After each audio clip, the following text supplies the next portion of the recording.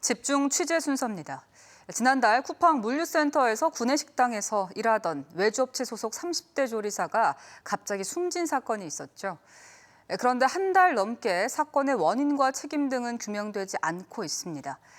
유족과 시민단체는 쿠팡과 외주업체 그리고 인력 파견업체 등 관련 기업 3곳이 책임을 회피하고 있어서 진상규명과 함께 위법 행위를 철저히 조사해달라며 관계자들을 고소고발했습니다. 김태욱 기자입니다. 진상을 규명하고 책임자를 처벌하라. 쿠팡 천안 목천물류센터 앞에 고 박현경 씨 유족과 시민단체가 모였습니다. 지난달 이곳 구내식당에서 조리사로 일하다 갑자기 숨진 외주업체 소속 박현경 씨 사건에 대한 진상과 책임 소재 규명을 촉구하기 위해서입니다.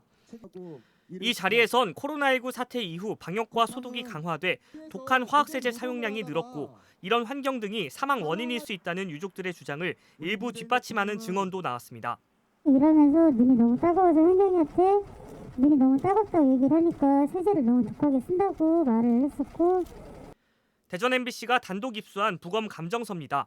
부검 감정서에 기재된 사인은 급성 심근경색, 국립과학수사연구원은 중노동 등 육체적 자극이나 온도 등 환경의 급격한 변화가 심근경색의 원인일 수 있다고 덧붙였습니다. 즉 사인을 더 명확히 밝히기 위해서는 당시 작업 환경에 대한 조사가 필요한 겁니다.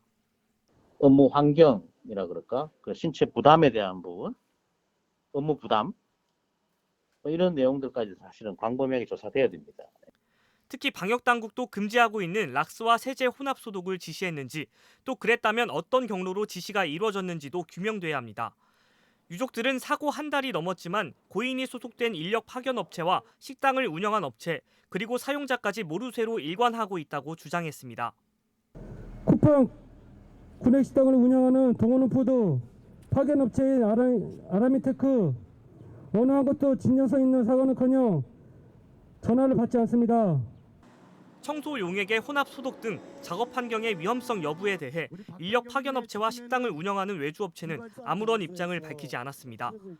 다만 사용자인 쿠팡 측은 청소 용액 혼합이나 보호구 착용 등 작업에 대한 직접적 조치는 산업안전보건법상 원청인 쿠팡과 관련이 없다는 입장을 밝혀왔습니다. 하지만 노동계에선 작업에 대한 직접적인 조치만 제외할 뿐 사용자도 안전과 보건관리 책임이 있고 점검 등 예방 조치도 해야 한다는 입장입니다. 그다음에 안전보건 교육 실시를 위한 지원과 확인, 아주 구체적으로 도급인의 의무가 지어져 있습니다. 오히려 산안법상의 도급인의 의무를 제대로 이행하지 않았다라는 것을 보여주는 것이 아닌가. 유족과 시민단체는 박 씨와 관련된 기업 3곳이 산업안전보건법을 어긴 정황이 드러났다며 위법 행위를 철저히 조사해달라는 고발장을 고용노동부 천안지청에 냈습니다. MBC 뉴스 김태욱입니다.